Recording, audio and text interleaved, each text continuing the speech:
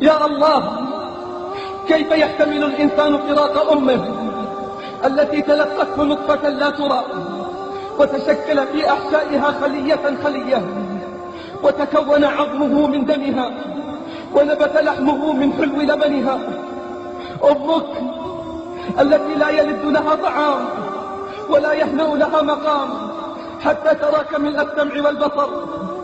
كم آثرتك على نفسها مع الخصاصة، كم سهرت لتنام، كم جاعت لتشبع، وكم شقت لتسعد أنت. أسألك بالله، من ذا الذي يسد الفراغ الذي تركته أمك، وهي التي كانت لا ترى الحياة إلا من خلالك، والسعادة إلا بوجودك، بل جعلت أكبر همومها أن تحملك في بطنها، وتحضنك في حجرها، وترقبك بنظراتها، وترضيك من قدرها.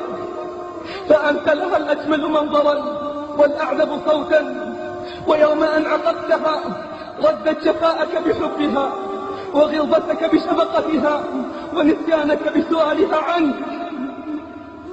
والله ما عرف قدرها إلا الله، حين جعل الجنة تحت أقدامها، وجعل النظر إلى وجهها عبادة، وربط حقه بحقها وشكره بشكرها. قال سبحانه: واعبدوا الله ولا تشركوا به شيئا وبالوالدين إحسانا. وقال: أن اشكر لي ولوالديك إلي المصير. وقال صلى الله عليه وسلم: رغم أنفه ثم رغم أنفه ثم رغم أنفه. قيل: من يا رسول الله؟ قال: من أدرك والداه عند الكبر، أحدهما أو كلاهما ثم لم يدخل الجنة. عن رفاعة ابن أياس قال: رأيت الحارث العلكي في جنازة أمه يبكي بكاء شديدا، فقلت: لم كل هذا البكاء؟ قال: كيف لا أبكي وقد أغلق عني اليوم باب من أبواب الجنة. كيف لا أبكي وقد أغلق عني اليوم باب من أبواب الجنة. أماه أنيني مرتفع يسمعه القاصي والثاني. أماه ذكرتك غائبة فسئمت زماني ومكاني، أعياني رسمك في ذهني وجها يستجمع أحزاني. يا ملك الموت، يا ملك الموت، أما تدري من بعدك هدت أركاني، وحبال البعد تحاصرني وتشد وثاق الحرمان. سأضرك أمي فاقتربي، فالدمعة تحرق أجفاني. أماه تعالي مسرعة كي أشعر يوما بحناني، أو تبني عندك لي قبرا كي أدخل كف النسيان. عجبا أماه لمن يبدي للأم سلوك النكران. لو سلبوا يوما بسمتها غنوا للبر بألحان.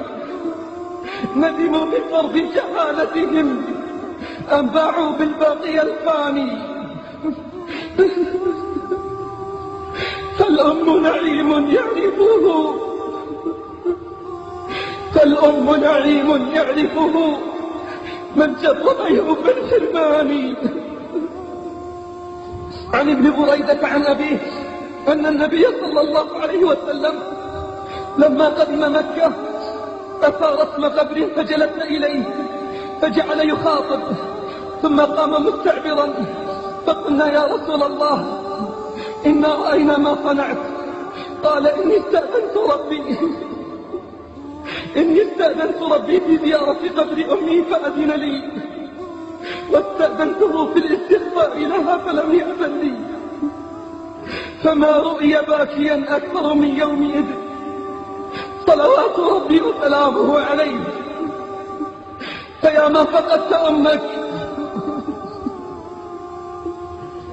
فيا من فقدت أمك ابكي على فقدها وأكثر من دعائك لها. ويا من لا زالت أمك باقية فالزم قدميها فتم الجنة. سيأتي يوم ولن تراه، فسيأتي يوم ولن تراها